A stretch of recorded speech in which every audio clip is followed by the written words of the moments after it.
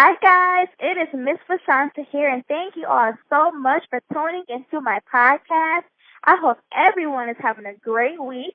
This week's episode is brought to you by iVibe, which is a brand committed to providing quality products. So if you are wanting to look stylish while promoting positive energy, then head to iVibe.com and check them out. Once again, that is iVibe.com. the letter I, vibe with two I's.com. On this episode, we'll be talking to Yvonne Orji, you guys. She is just so funny to me and so amazing. Let's go ahead and get into it. Hi, it's so nice to talk to you. Nice to talk to you, too. How are you? I'm doing wonderful. How are you? I'm well. I would love to know, what age did you know, you wanted to be on TV, be an actress? What age did you know? I didn't know. I only entered a pageant in 2006 where I needed a talent, and I did comedy. And that's when I discovered, I think I'm funny. And then I kept doing it. And, yeah, I literally prayed because I didn't have a talent, and the Holy Spirit told me to do comedy. And I was like, no. And he was like, well, what else do you have? And I just decided that I should trust him. And so that's, one thing led to another. Comedy led to writing, which led to acting. And, here we are. But I was amazing. 25 when I really decided to, move to New York to, start. Mm-hmm. Was there anyone who inspired you to do comedy and be on TV? No, like I said, initially, no. I was supposed to be the doctor, so I had my master's in public health, and, for me, it was just I don't know all I know is that God told me to do this, and, I had a very strong faith relationship with Jesus, and so I was just like, well, he said crazier things in the Bible, so I guess I should believe him, Sarah had a baby at 95, so, he might be, this is his MO. And so, wow. Just going forward, then then it's you're in it and you find other people who are oh my God, the Chris Rocks, the Kevin Harts, the Tina Feys and the Amy Poehler's. You're just oh my God, look at these women who are killing the game. Look at these guys. And then, into acting, you're Oza Duba and then Lupita and all these people who are killing it and crushing it. But, that came later. It wasn't I want to be on TV like such and such. It was just crap, I'm in this now. Who do I like? I should start watching shows. I didn't grow up on TV. I didn't grow up, thinking that this was a viable, way of life. Mm-hmm. So, And I love your role, Molly, on Insecure. How did you get that role? I auditioned about 5 different times. Issa and I knew of each other, just in the world of Black girls in LA trying to do something, right? She was a fan of something I did earlier, on YouTube, and then of course I became a fan of hers from from Aqua Black Girl. But it was just oh, hey girl, hey, every time we saw each other around. And then one time I had the opportunity to go to a game night at her place, and just for me I was just man, I'm just it's so dope to be in the presence of somebody else who's just thugging it out and just being authentic and trying to get this work. And then, when her show got picked up, I was in the middle of creating my own show called First Gen. And she hit me up hey, HBO is greenlighting my show. I think he would be really great, as well as my best friend. You remind me of her. Obviously, I can't make any guarantees, but, just want to give you an opportunity to know what's coming. So definitely audition. And that was it. It was just oh, cool. That was in January. And the first audition wasn't through till July. So it was I was over, doing my own thing. And it was just then it was oh, wait, there's an audition now. And I went in, and like she said, there were no guarantees. So I auditioned 5 different times before finally booking the role. Wow, that is super awesome. Super, super awesome. And in your opinion, why do you think the show is so successful? I just think because it has such a real and authentic voice. She comes from a very specific point of view. she's not trying to be the watered down version. She's not trying to be the catch-all. She's not trying to, you know, like be all things to all people. She's really just telling a story that she's familiar with, that resonates with her and her friends. And by the specificity of it, it now leads other people to engage and adopt and say, oh, I thank you for not trying to be everything, or like trying to say this is the entire Black race of Black population. It's just a subsection of it.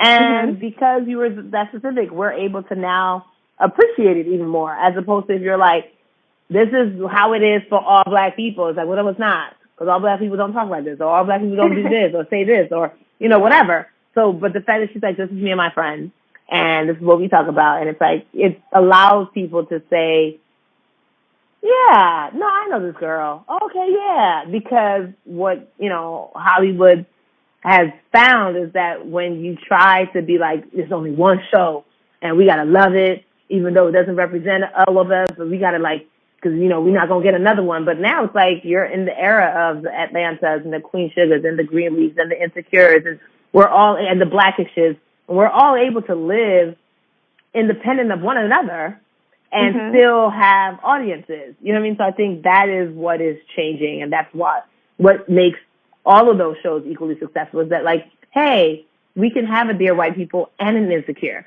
Because guess what? We're talking about two different things. You know, we're based in two different places. There may be some overlap, but the point of views are different. And, you know, so just the same way, like, nobody would ever be like, you mean you can have a science film and a, you know, Curb Your Enthusiasm at the same time? Like, do you think people will get, no, it's just like, it's two different shows. And they can exist. I definitely love the show, but for someone who is like debating like whether or not to watch Insecure, why should they? I mean, again, hey, listen, Issa is very clear in saying that this is not a show for everybody. I'm sure there are people out there who are like, I don't like it. I don't know who those people are, but you know, whatever. I'm sure there's somebody who's like, I don't like the show, and that's fine. So, I mean, I think what you're going to get from watching this show is a point of view of what it's like to be two Black best friends who love hard, fight hard, who, you know, battle with work and love. Sometimes are successful, sometimes are not. And, you know, we're also, South LA is another character. You know, we're showing you what it looks like to grow up in this Black neighborhood that's different than what people may think. It's not all boys in the hood, or, you know, cop killings, right. It's not all, you know, Rage Against the Machine kind of thing. It's like, oh no, we're just regular Black people walking down Inglewood and living and eating, and there's a rich culture here. We're going to, you know, places that Black people go to all the time that are like staples in our neighborhoods, and we don't think anything of it. We just think it's so cool. But other people are like, wait, so they can just go to that location? Like, that's cool? Like, they're eating it at an Ethiopian restaurant? It's like, yeah, there's an Ethiopian row in Fairfax. Like, obviously those restaurants still exist because people are patronizing them. You know, so like, and it's also one of the favorite restaurants of our show, like our creator. Our show creator. So it's just like, yeah, why wouldn't we use that as a location? But we're not thinking that we're like, oh, we're about to do something crazy. We're about to show Ethiopian food on TV. It's just like, no, guys, that's what we're going to eat. You know, like, we don't put any extra sauce on it. So I think that, you know, if you're on the fence, I think you just watch it because, one, it's funny. Two, it's like a human experience. And I think beyond everything, you know, it's not, I know a lot of white people who watch the show. I know a lot of Asian people who watch the show and love the show because they relate to it on so many different levels. They're just like, I know I'm not Black, and I know I don't live in Inglewood, but I also identify with all these dating apps. I also identify with being at work and just having to answer like dumb questions, or being a woman at work in a high-powered, it's all of these things. So I think if on the surface level you were just saying, well, I'm not a Black woman in my 20s, this show has nothing for me, Well then, okay, that's very narrow-minded in this thinking because none of us are in medieval times vying for a seat on the, throne, but we watch Game of Thrones. And that's not real. That's not anyone's world. We will all watch Avatar, but none of us are blue people. So it's kind of like, okay, if that's the space that you're coming from, then okay, that's your choice. And then people say it's so hard, trying to make their dreams happen in Hollywood. What's some advice you can give to people who are wanting to follow in your footsteps? I would say don't follow in my footsteps. I'm like, create your own footsteps. Everybody has a different path. For me, my path took about 10 years. Not start to finish because I'm not finished, but everyone's path is different. The things that I had to do and go through, you might not have to do and go through because the times are constantly changing. But I think what are some constants are be your most excellent self where you are. Whatever that looks like. I say be excellently broke. Again, if you don't have no money, you do have an iron, so iron your shirt. Don't come out to a meeting in wrinkles. That just shows you don't care. It's just the little things. It's just okay, wash your car, or whatever. Be excellent where you are. I say all the time, Google is your best friend. There are so many people who have questions. It's just did you Google it? Because it's there. Did you research the people that you're about to be in a meeting with before you enter the meeting?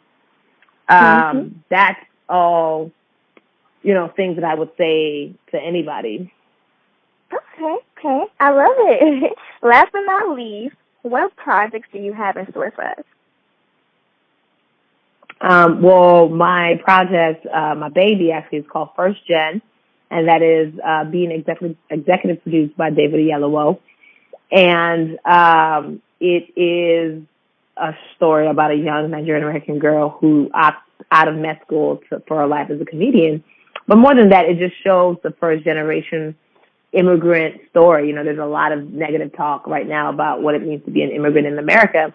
And it's wait, so many great things were built on the foundation of immigrants and first generation individuals in this country. So I really want to show what that experience is like, from a Nigerian American perspective, but also what it's like having that dichotomy of being other, but in the larger landscape of America.